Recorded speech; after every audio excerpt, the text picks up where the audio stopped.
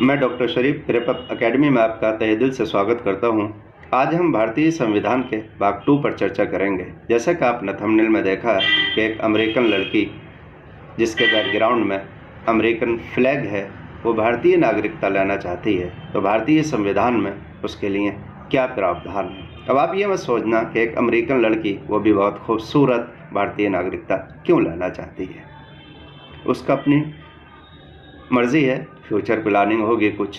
दूसरी तरफ अगर कोई भारतीय किसी विदेश की नागरिकता लेना चाहता है या ले लेता है या किसी दूसरे कारण से, किन किन कारणों से भारतीय नागरिकता कोई भारतीय नागरिक ख़त्म कर सकता है या खो सकता है, इस टेस्ट सीरीज़ के माध्यम से हम समझते हैं, जानते हैं। ये आज की क्लास कंपटीटर के लिए है, उससे कम अहम एक भारतीय नागरिक के लिए भी नहीं है। आइए इस टेस्ट सीरीज़ के माध्यम से आज की क्लास शुरू करते हैं। संविधान का कौन सा भाग है जिसमें नागरिकता से संबंधित प्रावधान है? ए भाग 2, बी भाग 3, सी भाग 4, डी भाग 5। जल्दी से कमेंट बॉक्स में इसका आंसर दीजिए। इसका आंसर होगा भाग 2। संविधान में नागरिकता से संबंधित भाग 2 है और अनुच्छेद 5 से लेकर 11 तक नागरिकता से संबंधित है।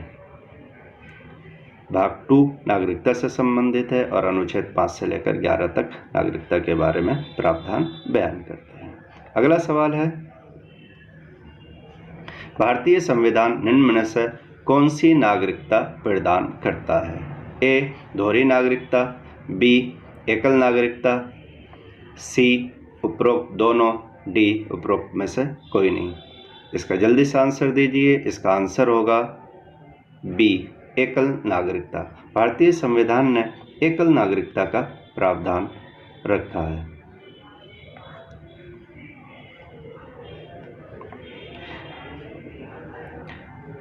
एकल नागरिकता प्रावधान करता और एकल नागरिकता का प्रावधान ब्रिटेन के संविधान से लिया गया है। अगला सवाल है, भारतीय संविधान नागरिकता प्रदान करता है जन्म के आधार पर, निवास के आधार पर, देशीयकरण के आधार पर, उपरोक्त सभी के आधार पर। इसका आंसर होगा डी उपरोक्त सभी के आधार पर। भारतीय संविधान नागरिकता 5 तरीके से करता है,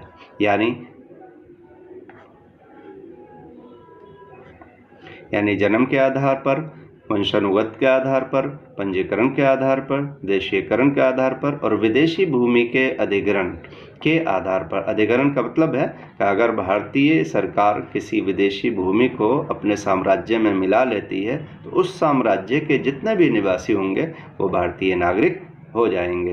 देखिए, भारतीय संविधान का अनुच्छेद 11 में संसद को नागरिकता से संबंधित कानून बनाने की शक्ति प्रदान की गई है। वर्तमान में भारतीय नागरिकता 5 प्रकार से प्राप्त की जा सकती है। ये गलत है, ठीक है। अगला सवाल होगा,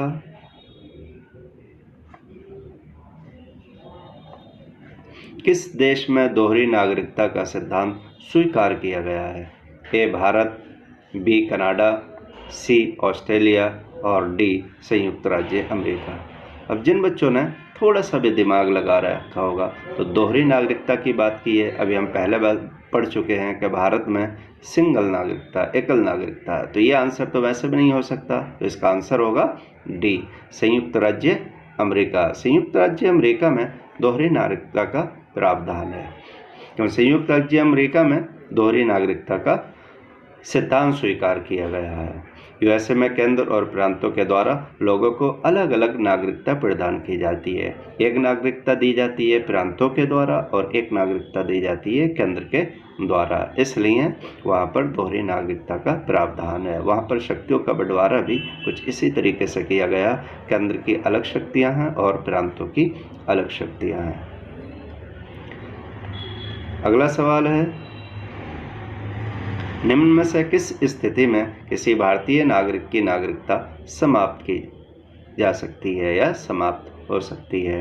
ए परित्याग करने पर, बी पर्यवसन करने पर, सी वंचित किए जाने पर और डी उपरोक्त सभी से। इसका आंसर होगा डी, यानी तीनों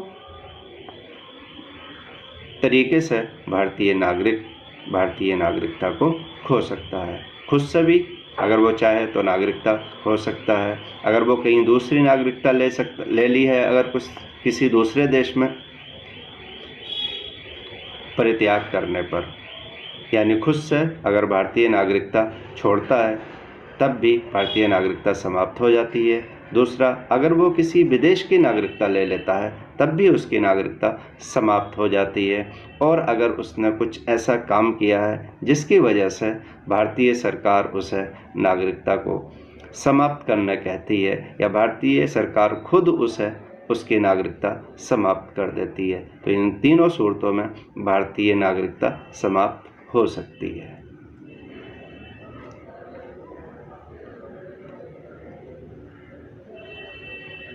भारतीय नागरिकता 3 प्रकार से समाप्त हो सकती है: किसी अन्य देश की नागरिकता लेने पर, नागरिकता का परित्याग करने पर, या सरकार द्वारा नागरिकता से वंचित करने पर।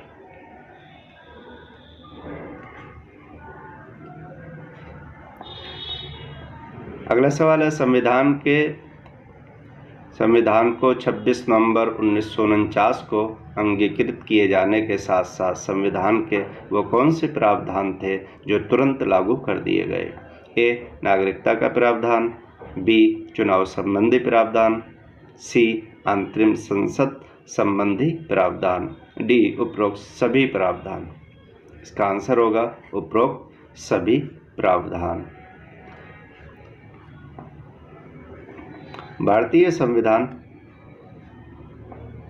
की उद्देशिका में लिखा हुआ है कि 26 नवंबर 1949 को भारत के लोगों ने संविधान को अंगीकृत, जिसको अडॉप्टेड बोला जाता, अधिनियमित और आत्मार्पित किया। 26 नवंबर 1949 के दिन ही नागरिकता, चुनाव, अंतरिम संसद आदि उपबंधों को लागू किया गया था, और बाकी जितने भी संविधान के अनुच्छेद थे वो सब 26 जनवरी 1950 को लागू हुए। Thank you so much. आपको ये वीडियो अगर पसंद आया हो तो इसको लाइक कीजिए और इस चैनल को सब्सक्राइब ज़रूर कर लीजिए, और सब्सक्राइब करने के बाद घंटी का बटन दबाना ना भूलें ताकि आने वाला हर क्लास की नोटिफिकेशन आपको सबसे पहले मिले। ठीक है, थैंक यू सो मच।